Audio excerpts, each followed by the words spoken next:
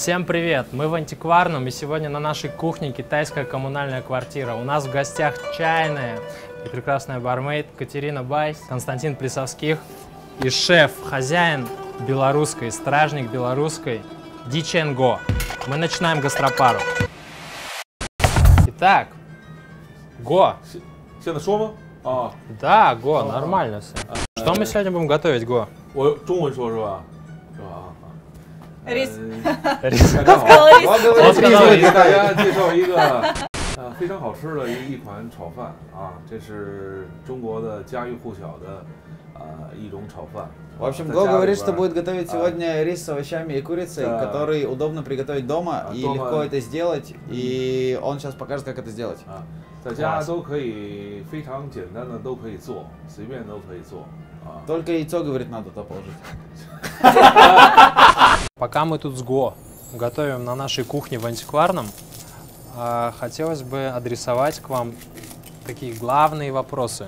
Все, что касается чайной, непосредственно самого пространства, энергетики и все, что связано с бытом и с духом, который творится в этом подвале. Не все просто знают про это место, несмотря на то, что вы там относительно долго уже существуете по мере существования баров. Да, Сколько вам лет? 6 лет. 6 лет. 6 лет. Как открывалась чайная в 2012 году и кто открывал ее вообще? Расскажите подробнее. А мы с Го тут поготовим. Кто открывал чайную? Я это знаю вот только по рассказам, конечно, но в целом это были очень увлеченные ребята. По рассказам, извини, которые тебе рассказывали?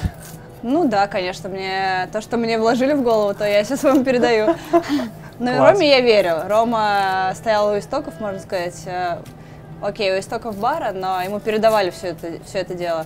А передавали ему ребята, которые в свое время были очень увлечены Китаем. Они были китаистами и хотели привезти эту культуру в Москву. Для этого они поехали, изучили рынок, взяли лучшего шефа, привезли сюда. И сделали такое крутое место в плане энергетики и насыщенности интерьера, яркости и аутентичности, что теперь вот все как бы вздыхают и охают, когда спускаются к нам в подвал. Видимо, они сделали все правильно. Класс. И открылся он, бар, в 2012 году? Это бар открылся в 2011, Сам а бар само место в 2003. А ну-ка расскажи Само место подробнее про очень- это. Так вот, бар открылся в 2011 году, а вообще пространство появилось в 2003. А что было в 2003? В 2003 году на месте, где сейчас находится супермаркет Магнолия, если ты помнишь, на площади, там был открыт один из первых китайских ресторанов, который назывался «Шелк». И как раз шеф там был шеф-поваром. Его привезли из Пекина как раз открывать вот этот ресторан. И ребята, когда занялись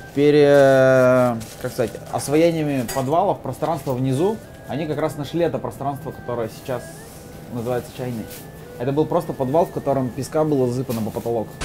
Кому принадлежит подвал с 2003 года? До сих пор пытаемся выяснить. То есть это мистика? Никто не знает об этом?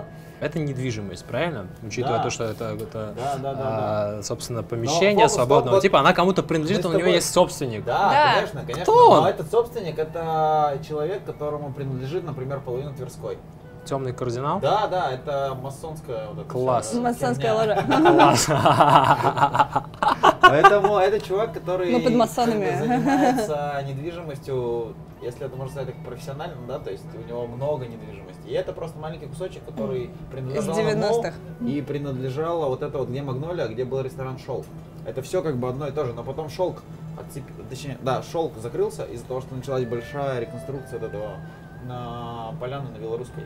Он сдает в аренду этот подвал или вы? Да мы не знаем. Мы его ни разу не видели. Но технически Окей, в аренду. то деньги Технически в аренду. он Да. получает Деньги за он аренду. получает. Не из-за того, что вы получаете Нет, прибыль с этого это не места. наше. Нет. Походу, Го знает. Го знает, Го Да, знает. да, конечно. Просто сказать не может. Поэтому он с нами. Я листром первый. Да, Я конечно. до детства. Да, Ты? Да, год. Да. Прикинь, шел. сейчас А Го нам это давно расскажет. же 2003. Да, Это течение да. дела. Да. Давно же вместе шок. Да. Внизу Да. это чай.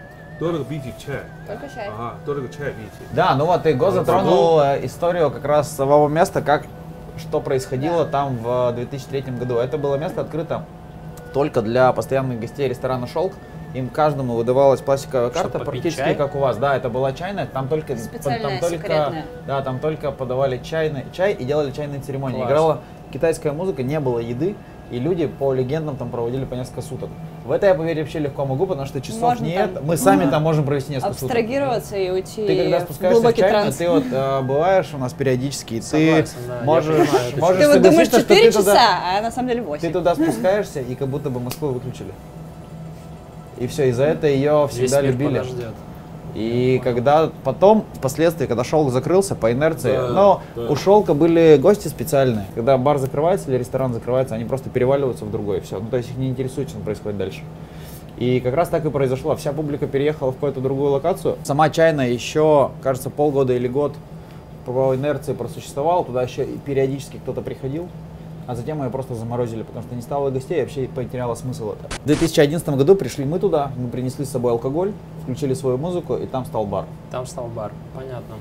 В целом вот, а сама чайная, сам интерьер был сделан по мотивам Once Upon a Time in New York. Вот ты начал уже говорить In про America. концепцию, да? То есть Да, это да, именно да, да. китайская опиумная. Да, да, она была так и задумана, что вдохновлена, это конечно. подпольная опиумная, в которой варят чай. Когда мы туда пришли, да, нам не надо было придумывать чего-то нового. Там всё Она было. Надо всегда было была добавить изначально коктейля. закрытой. Она изначально в себе держала вот этот дух закрытого места, в который, чтобы попасть, тебе нужно приложить определенные усилия. Сейчас тебе нужно приложить чуть больше усилий, потому что раньше ты мог прийти и просто свои карты открыть. Несмотря ни на статус, положение, финансы, да, Абсолютно. то есть там социальная иерархия. То есть там все равны. Да, да, и Класс.